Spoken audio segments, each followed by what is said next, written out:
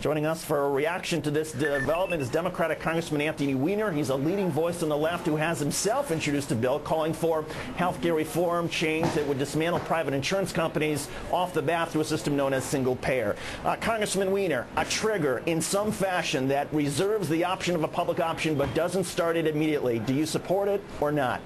Well, the bill that we're contemplating in Congress doesn't start anything until 2013 as it is. And then once the bill starts, there's a 5-year grace period. So we already have effectively a 10-year trigger in the existing bill. Look, if we're just going to kick the can, we're going to kick it to a point where we're no longer accomplishing anything. Saving money, reducing costs to consumers, reducing costs to the taxpayers is what this is about. The reason insurance companies don't want us to pass this is because they don't want to bring down prices. Just asking and hoping and cajoling and praying isn't going to get us there. And that's essentially what a trigger argues for. But just to be clear, if Olympia Snow says, wait a second, we're going to give the insurance companies a few years beyond 2013, and we're going to have certain benchmarks, and if they don't meet those benchmarks, then we will have a public option. Are you saying that that is not enough for you and possibly for other Democrats, that you will still oppose this bill if it does not have the public option right up front? Look, we're doing health care this year now, and it's already 10 years too late, if not 20 years too late.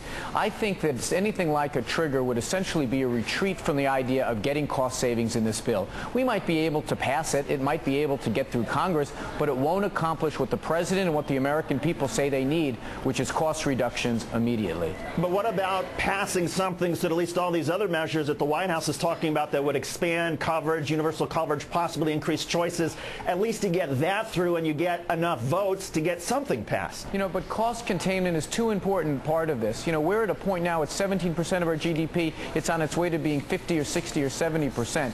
We have to start now. Anything we put into place now is going to be a de facto trigger anyway, since it's not going to go into place very quickly.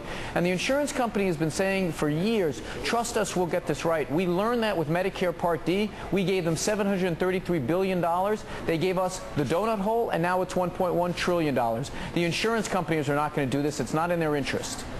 Congressman Anthony Weiner, Democrat from New York. Interesting stuff. Congressman, thanks for joining us. My pleasure.